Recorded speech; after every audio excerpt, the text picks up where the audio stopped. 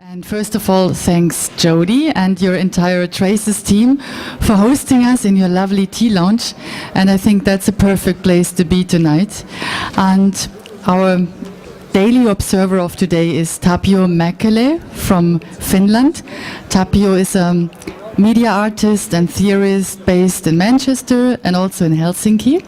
And Tapio, you have been around the whole day, hanging around the open zone, but also I guess you watched some of the conference talks, and yeah, we are just curious to hear what your impressions of your Transmediale day has been. And yeah, I pass the mic on to you. Thanks for sharing. Okay, thank you, Ella. Indeed, so I'm both a media artist and a researcher, and I kind of shift these hats on different day. And I guess today my role is more like a commentator. I think observer is an overstatement because I haven't been too much lurking around and observing, more like participating and enjoying the day actually quite a lot. I mean, there's been really interesting discussions and some workshops. There's so much actually happening here that it would take 4 of me to be able to report in any comprehensive way what's been going on. So instead I just picked up on a couple of points that I thought were really interesting and which might be relevant for a later discussion. I'm taking part to a panel tomorrow also, which is sort of the democracy and responsibility, and that's 3 o'clock till 5 and in K1, and that'll be related also to some of these themes. My last talk I gave in Brazil, it was a time when there was a game between Brazil and Argentina on, and it was a good audience. So I'm really happy that we have a good amount of people here as well, even though it's the evening and the party is already on. So I'm going to be talking about some ideas that I got from the first session today, and I just heard from a coffee discussion in the bar that also the last session in the conference dealt with sort of identity and politics and how to deal with online practices and embodiments. So some of this will be perhaps brushing on events that I didn't participate in. But in this first session called Social ID, hosted by Alessandro Ludovico, there was one interesting notion by Salvatore Laconesi saying that identity is a media now. So there were projects presented that were kind of net art projects, or one could even say Facebook projects, because 2 of the projects dealt with Facebook. And Derek de Kerkhoff argued that the subject is now displaced to the network. So he was saying that whereas in the Western tradition, first you thought that the self resides in your heart, then in your brains, and then he argued that now identity, the subject, is sort of displaced elsewhere, so referring to the networks. This is not exactly what he said, but this is, and one of my questions that arises from here is that why would we argue that? I mean, this is the thing that was argued in the 90s. I'm coming back to that later, so this. Where is the subject identity situated now? Why would this argument be different now since the early 90s? And how much things like Facebook are about face or interface? And how much more could we maybe, instead of looking at things on the web visually, to think about relations, templates, like Facebook is basically a template in a way, and communicative acts of performance that, not only that artists do, but what our everyday actions online comprise of. So these kind of notions led me to ask several questions. So firstly, why do new media genres generate these theories of radical shifts in perception of the self and self-perception? So with Sherry Turkle, that was referred to in the first session, in the 90s, she claimed that if you have different chat windows open on your screen and you kind of swap your identity like a jacket, and you could swap gender as easily as a jacket, and this has been thoroughly criticized, especially by feminist media studies scholars, and for good reasons. There was also a notion that that the internet is in a way as if a space, like American rhetoric, cyberspace. I was never able to use that term because it is not a space.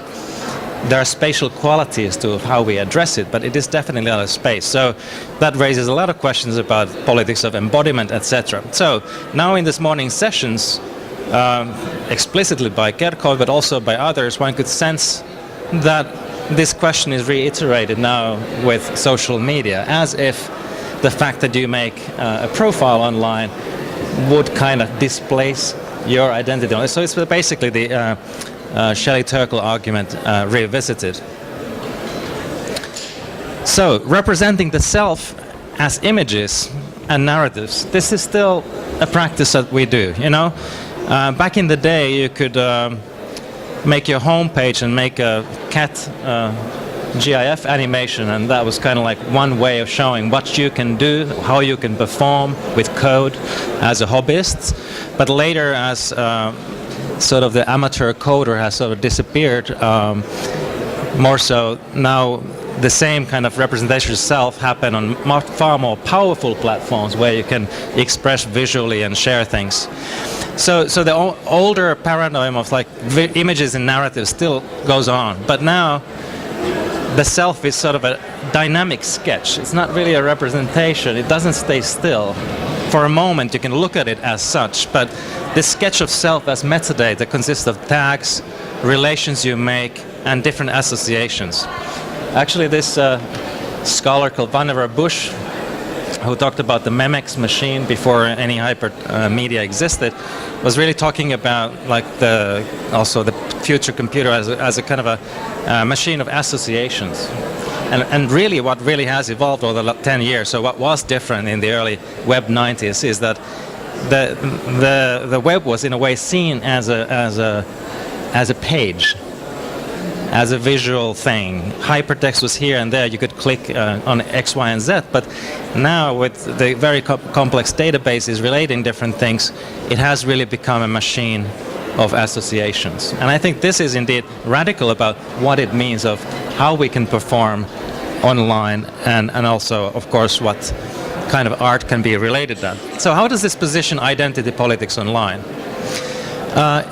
So each interaction with a communication or publishing platform, often they are kind of mixtures, and of course with other people via these platforms, this is a kind of series of performative acts, and they allow, I guess what in the 90s was called identity work, but I think it's often identity play as well. So, but anyway, construction identities happens partly in these online performative acts. And I'd like to underline that what is stored in your profile is just only one component of this identity data.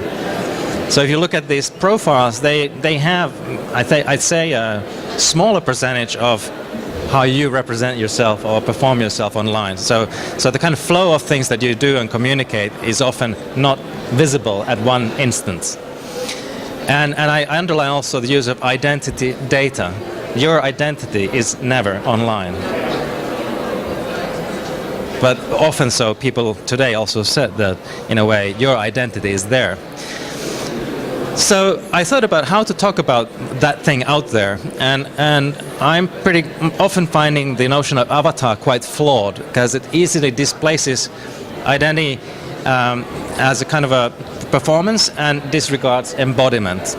So perhaps we could think about these performative acts, but also that what we publish and leave online and the traces of your performances as identity objects.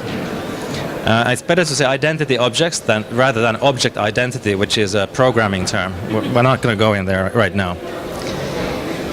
So, identity objects, stuff that you left online, they continue kind of working or playing for you even when you log off, because other people follow them or interact with them and react to them, or you think about what you just did. So basically that kind of a Memex thing exists out there. However, they do not think nor feel anything.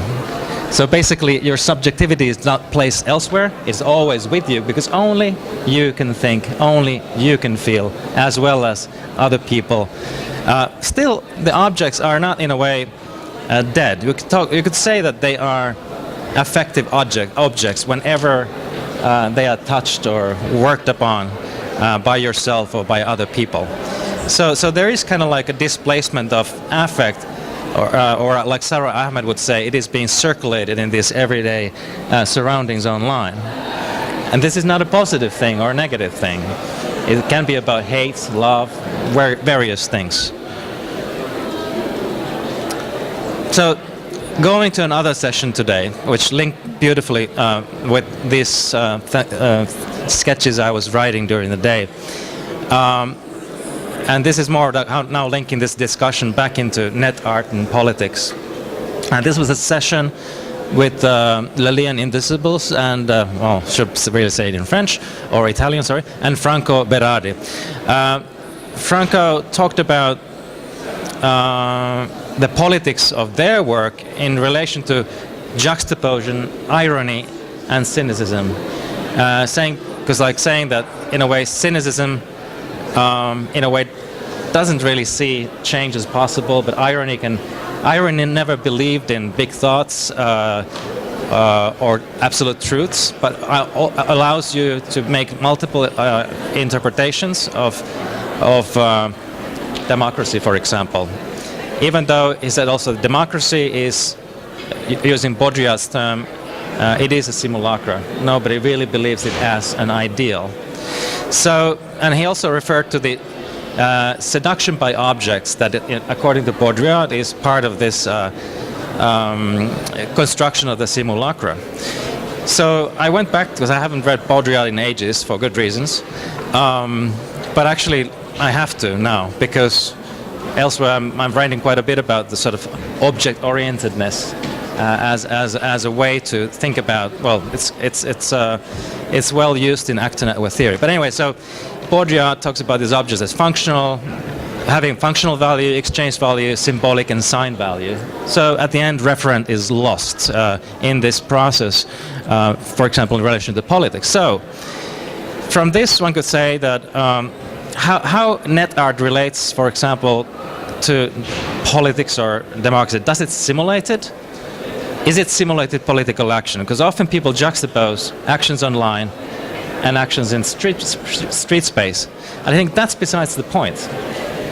It is not about that, but it is in a way how you make those references, how you enable opening up things for interpretation. So irony as a caricature of those in power, like with the Yes Men, that action happens both online but also in physical space. So, and they perhaps reveal power relations rather than actually look at the image of things. So they actually may dig into relations, how people relate with, let's say, the GATT.org online, the World Trade Organization former website. So net art can be about performing within everyday media practices. So, very casual little actions and gestures that happen within the scenes of the everyday. Now, if you argue that that's not political, then you're kind of saying that everyday lives are not political. And the fact that it's online doesn't make it less political than if you do it around a coffee table. So again, I think there's an interesting way of sort of deconstructing these offline and online oppositions.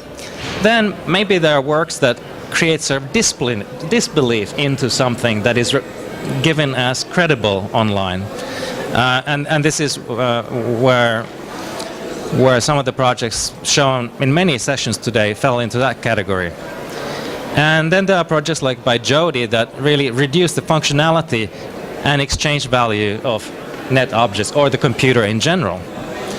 But then there's also a lot of things, and this is where I'm going to an area where I know many people here would like to kill me for.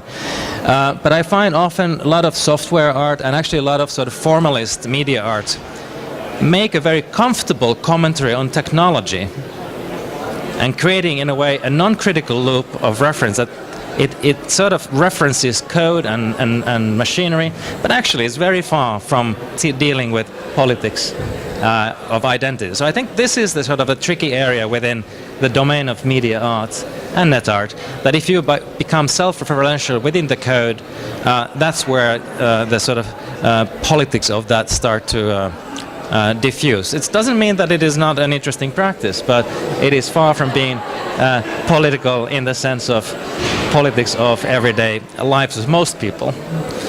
And of course there are political questions within code, so yeah, but you know. So another narrative, so one thing that I've been wondering, so in the late 90s is like whatever happened to net art. There was, with the .com crash, also it seemed that net artists vanished. A lot of places didn't talk about it. Now it's sort of coming back. And many people who were doing net art said, oh, this is so yesterday, we're now making software art. So actually they did this sort of, not everybody, but quite a few people did like a reduction to minimalist aesthetics and formalism into the software and out from the public. So what happened during those years was that since the early net art days, that the net was seen as an exciting frontier, to use a very bad spatial American neoliberal term. And then when it became widely populated, many net artists left the scene. So then this kind of raises several issues. So why is it that now this populated internet is becoming, again, addressed by media artists? I find that as a very, very positive thing as such.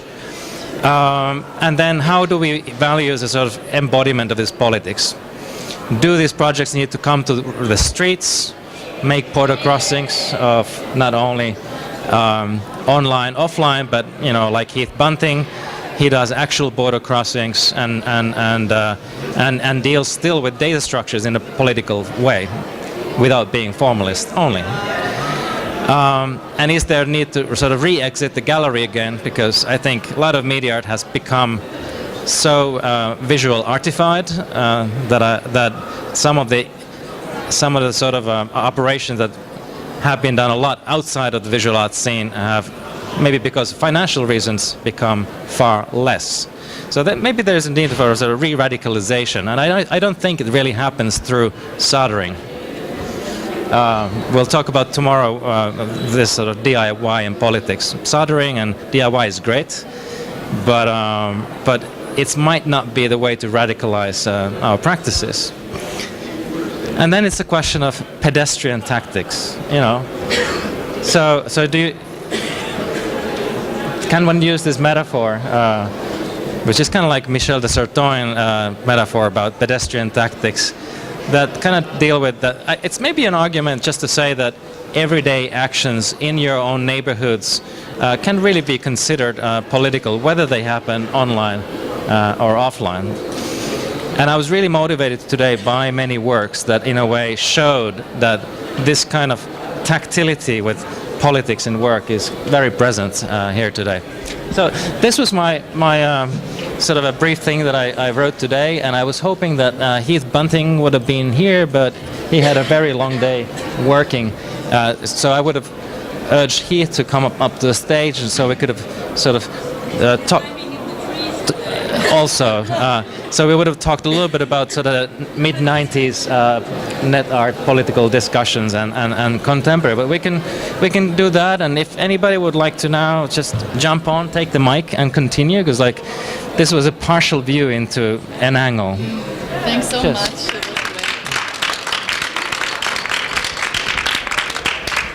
And anybody needs to have the mic very close, because otherwise nobody can hear a thing. But any ideas, notions that came up for us? Shall we all go for a drink now? Maybe we can have a drink. But Tapio, thanks so much for this excellent summary of your festival day. I would be curious to hear from you. In what ways do you see all those things that you encountered today connected to our festival topic, responsibility?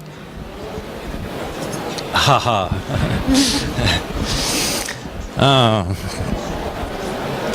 I kind of on purpose left that out because it's a pretty a big topic. In last Transmediale, in the long conversation, I talked about